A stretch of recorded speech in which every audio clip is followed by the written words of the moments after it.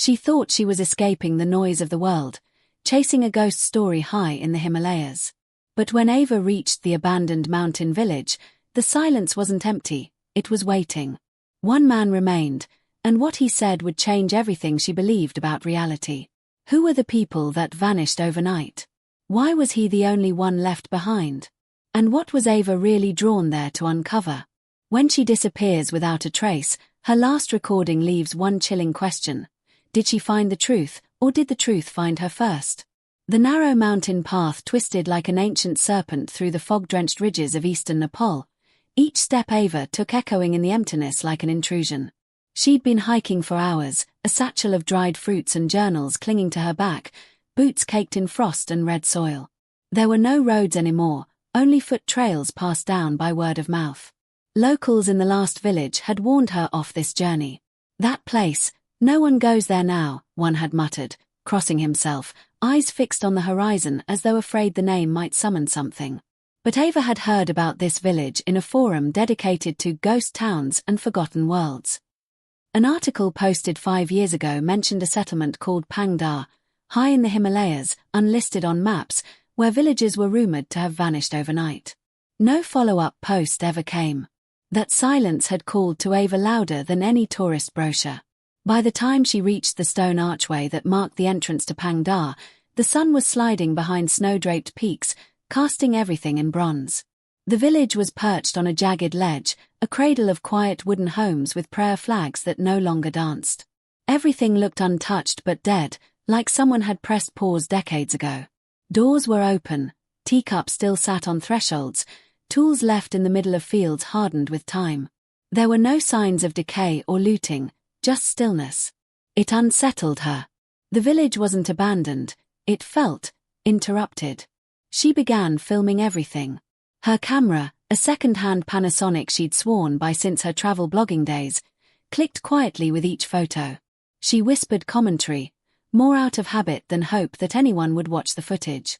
"It's like they vanished mid-sentence," she said, stepping over a child's toy left at a doorstep. The air here was different. Heavier. Like the altitude had teeth. That's when she noticed the figure. A man sitting cross-legged at the edge of a dried-up fountain in the center of the village. He didn't move. Didn't react to her approach. He wore a tattered robe, eyes closed, skin sun-worn like bark. For a moment, she wondered if he was a statue. But then his eyes opened slowly, deep, unblinking, aware. "You came," he said, not with surprise, but certainty. Ava, stunned, lowered her camera. "You live here?" she asked. "Alone?" The man nodded once. "They left. I stayed." His voice was like gravel dragged across ancient roads. "Who left?" she asked, shivering despite the fleece wrapped around her. He stared into the mist rolling through the alleyways. "Everyone." She waited for more, but he offered nothing else. Just the sound of wind pressing against wood, as if the village itself was breathing. She decided to stay the night in one of the abandoned homes, an old cottage with faded red shutters and a shrine covered in dust. The man, Dorje, as he later introduced himself, told her to leave by dawn. "The mountain doesn't like strangers after dark," he said. But she was too intrigued. She wanted answers. Why had no one written about this place since that one article? Why had the villagers disappeared? And why was this man, Dorje, the only soul left? As night fell, the temperature dropped with a vengeance. She lit the fireplace using kindling left by the hearth and reviewed her footage. In one frame, far in the background, behind Dorje's still form, she noticed something she hadn't seen before, a dark silhouette in the window of a far cottage. She rewound, paused, zoomed. It was gone. But the feeling remained. She was not alone. Not really. Her breath fogged up the window. Outside, the prayer flags fluttered without wind. And high above, in the deepest fold of stars, something watched silently.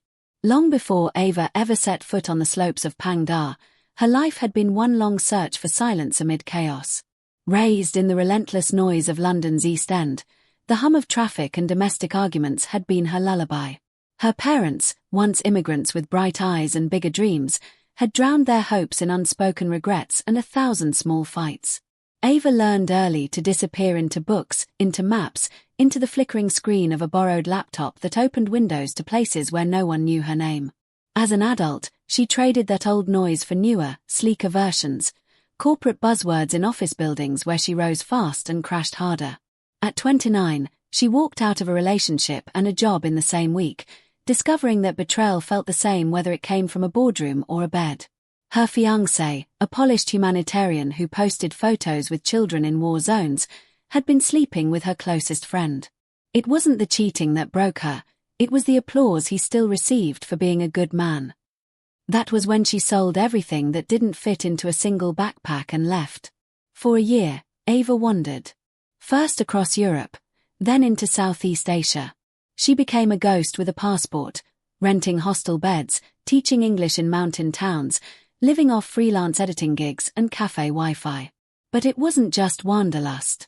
She had become obsessed with finding places where history had stopped. Villages swallowed by forests. Shrines buried beneath cities. She read every online forum thread, dug through archives, followed the whispers no one else took seriously.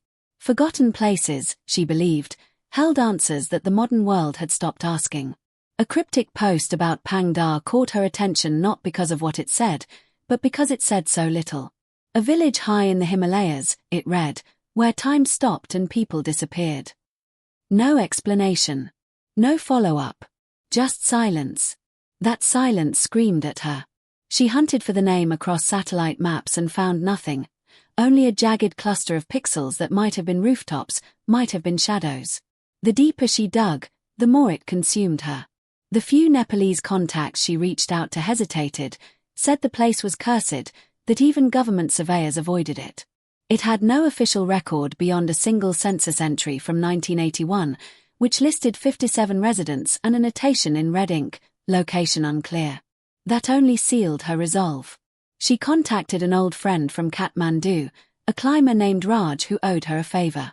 He arranged a route through lesser-used trails, hired a Sherpa who agreed to guide her halfway. No one would go further than the footbridge near the cliff's edge. It's not safe, the Sherpa warned. Not because of terrain. Because of what's there. Ava had smiled politely. She didn't believe in curses. But she did believe in stories, and this one begged to be uncovered. What she hadn't admitted, not even to herself, was that she wasn't just running from her past. She was hoping to find something that made her pain mean something. That maybe, in places untouched by Wi-Fi and capitalism, there still lived truths unspoiled by branding. Ava didn't want comfort. She wanted confrontation, face to face with whatever truths had been buried, with whatever history refused to die. In every new place she visited, she asked villagers about old ruins, superstitions, lost towns. Most of the time, they shrugged. But when she mentioned Pangdar in a tea house near Solakumbu, the owner stopped pouring mid-spill. "No one says that name anymore," he whispered. "Not after what happened." When she pressed him, he only said, "It's not the dead you need to worry about there." That was 2 weeks before she made her way to Pangdar. 2 weeks of climbing, of rationed food and aching muscles, of camping beside freezing streams. And through it all, a strange certainty began to build inside her, like something was calling, not from the village, but from the space between things. That yearning only deepened when she finally stood in that still village and looked into the eyes of Dorje. There was something in him, an echo of something she couldn't name but recognized instinctively. A man who had lost everything but refused to run. A mirror, maybe, of who she could become. The first night, she didn't sleep. She lay on the dusty bed with a sleeping bag and her camera beside her, staring at the cracked ceiling as if waiting for it to speak. At dawn, she wandered the village alone. And in the early light, she noticed a message carved faintly into the wooden siding of a boarded-up home. It wasn't in English. But she recognized the symbol etched beside it, a spiral. She had seen the same shape in one of the old maps from the archive. It meant return. But what, she wondered, was supposed to come back? Dorje lived like a memory refusing to fade, tucked into a corner of the world where even time seemed to hesitate. Each morning, Ava would find him sweeping the stone path between the old temple and the dried-up fountain, the only 2 structures that seemed to hold any sacred weight in this place. He moved slowly, but not weakly. There was precision in his steps, as if he were still adhering to some unspoken ritual. His hut was unlike the rest. While every other building bore the neglect of seasons without owners, Dorj's home was meticulously kept. Prayer flags still hung from his doorway, not frayed like the others, but recently tied. A fresh ring of ash surrounded his fire pit each day, and faint lines of powdery red marked the threshold, like ancient protective symbols.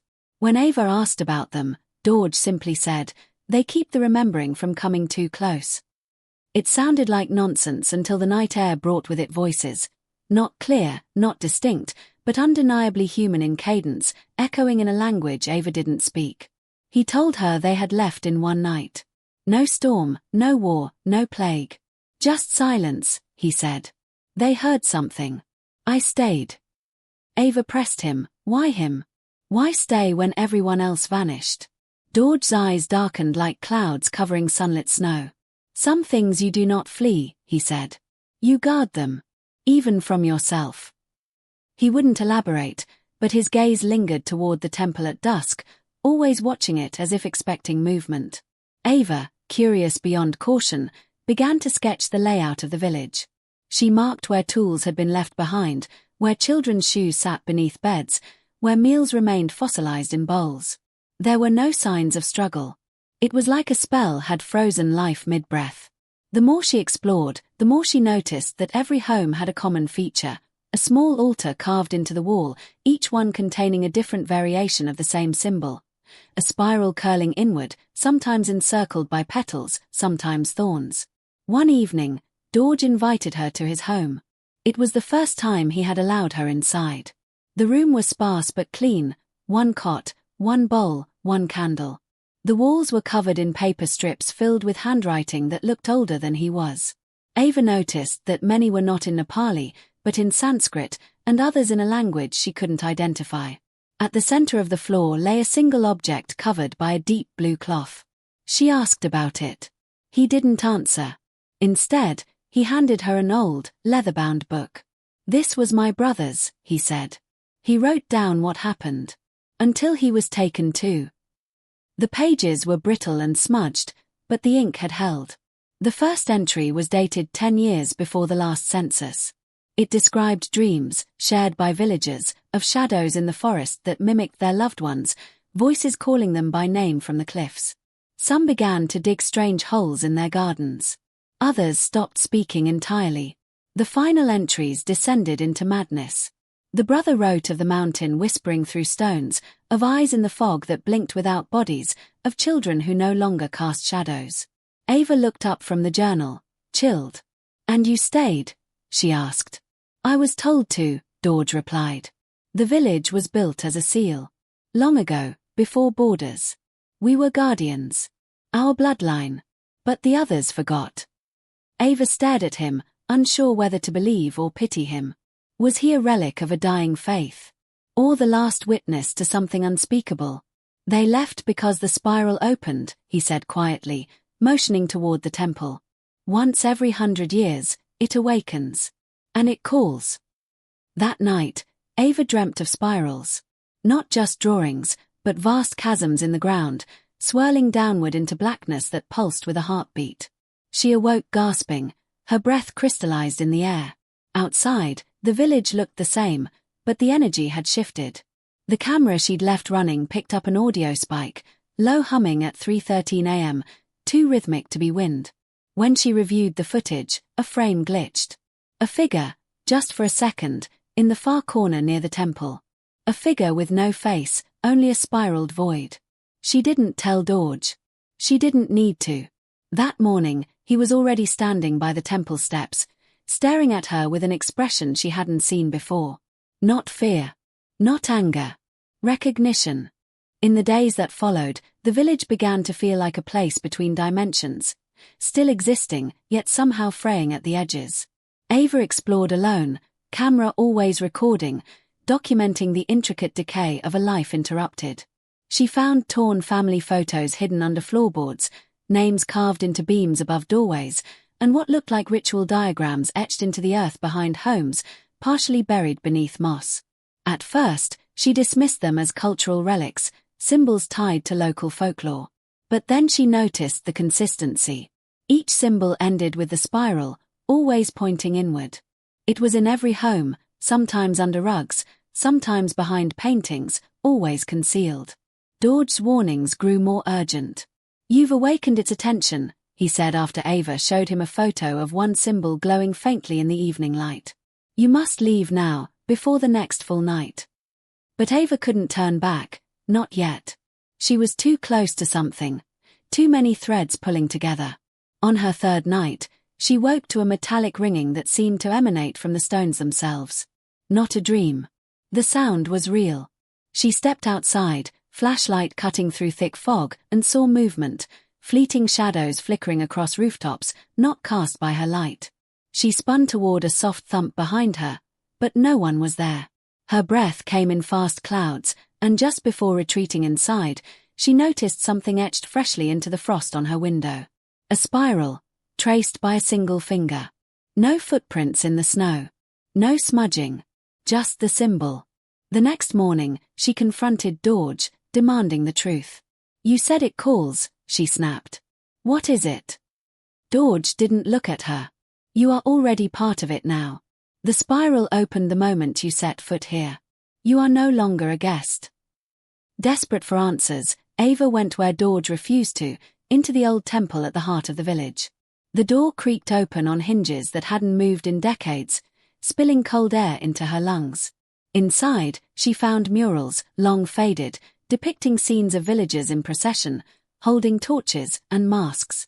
In the final panel, a single figure stood in the center of the spiral, arms outstretched, while shadowy shapes surrounded them, indistinct but hungry. The center of the temple's floor was carved out, forming a shallow pit filled with dried blood-black earth. In the corner, half covered in dust, she found a leather-bound notebook with a child's drawing on the first page. Stick figures and spirals, a house on a cliff. She flipped through, heart pounding. It wasn't just a journal. It was a confession. The entries belonged to a boy named Tashi, the son of the former village headman. His words were chaotic, terrified. He spoke of the mirror people, how his mother stopped speaking after staring too long into the forest, how his father locked the doors every sundown, reciting prayers in a tongue Tashi didn't know. One passage stood out. "They said not to answer if it knocks twice. Only once is safe. Twice means it knows your name." Ava's skin crawled. As she read, a gust of wind slammed the temple doors shut. The candles she'd lit snuffed out, plunging the room into sudden dark. Her flashlight flickered, but she didn't move. She felt it then, something just outside her vision, breathing with her. Watching. When she finally fled the temple, she didn't speak for hours. George didn't ask what she'd seen. He only left food by her door and muttered, "You went where the forgetting sleeps." The final night before the full moon, Ava packed her things. Her instincts screamed for her to go. But the journal, it wasn't finished. She had to know how it ended. She found the last few pages torn out, tucked behind the altar of the temple. They were smeared in what looked like blood and ink. "We thought it was a place," the final line read. "But it's a door. And now it's open." That evening, as the sky turned silver and the moon rose sharp over the peaks, Ava filmed one last entry. She looked into the lens, face pale but defiant. "If anyone finds this, don't come here. Not unless it calls you. And if it does, don't answer twice." The camera caught her eyes shifting suddenly toward something behind the lens. Then static. By morning, Ava was gone. The door to her shelter stood ajar, swaying gently in the breeze, a line of prayer flags fluttering above it with an unnatural cadence. George stood just outside, unmoving, his face as unreadable as carved stone. Her gear remained inside, backpack, sleeping bag, notebooks, even her boots neatly placed by the entrance. But her camera was missing. 4 hours. George didn't move. He simply stood there, hands clasped behind his back, staring into the horizon as mist coiled through the alleys of the ghostly village. He didn't call out her name. He didn't search. Instead, he began sweeping again, just as he had every morning. When the sun dipped beneath the mountains, and the wind returned with its chorus of half-formed voices, he lit a small fire outside the temple. Around it, He scattered the red powder she had asked about days earlier, chanting a prayer not in Nepali, but in the old language, the one that made the hairs on the back of Ava's neck rise the first time she'd heard it. Days passed. Then weeks. The silence grew heavier, as though the mountains themselves were mourning something not yet understood.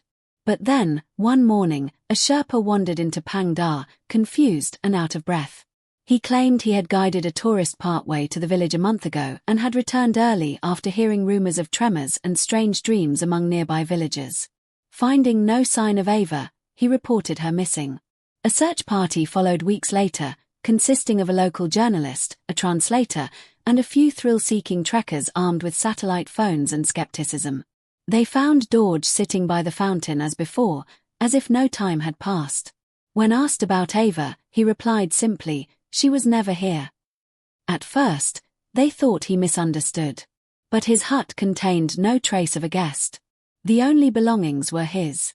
The home where Ava stayed looked untouched, dust undisturbed, bed unslept in. Her name was absent from the guest registries she had signed in nearby villages. No one recalled seeing her face. It was as though Ava had never existed. But the search team uncovered something that should not have been there. In the temple, half buried under rubble, they discovered a weather-worn camera. The memory card inside was somehow intact.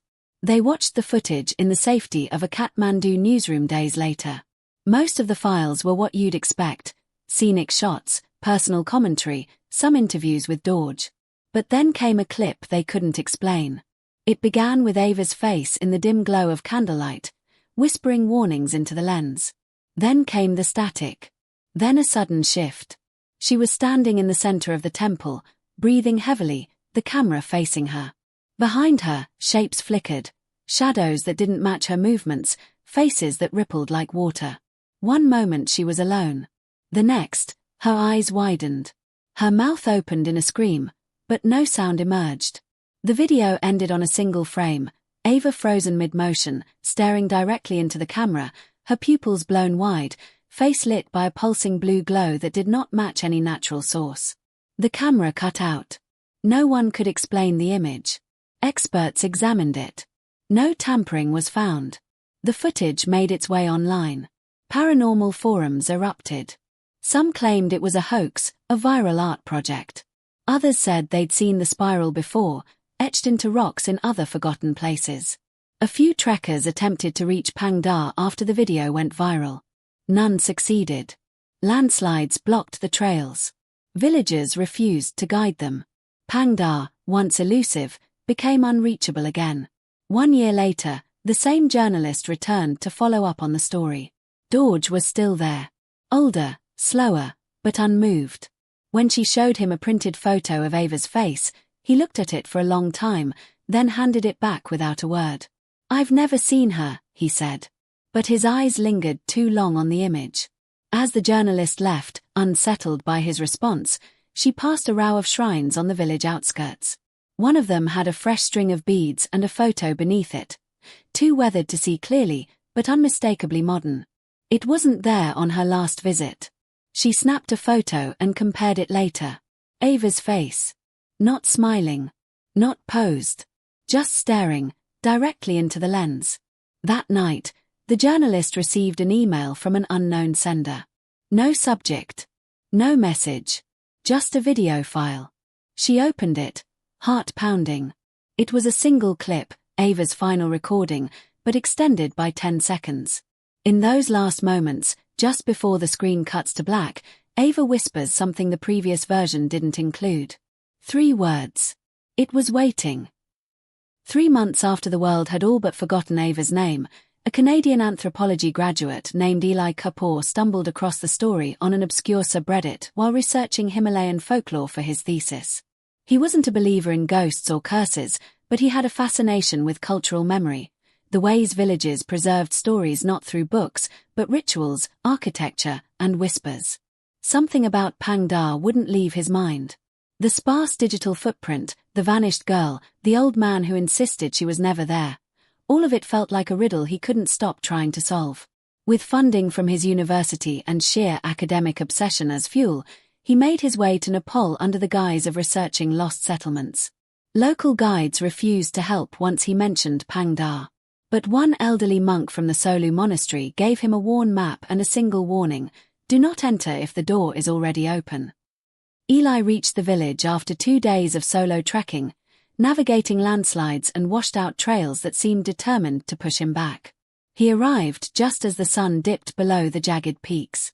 Pangdar looked exactly as it had in Ava's footage: silent, suspended, timeless. But unlike her, he did not announce his presence. He wandered quietly, camera in hand, noting the peculiar preservation of the place.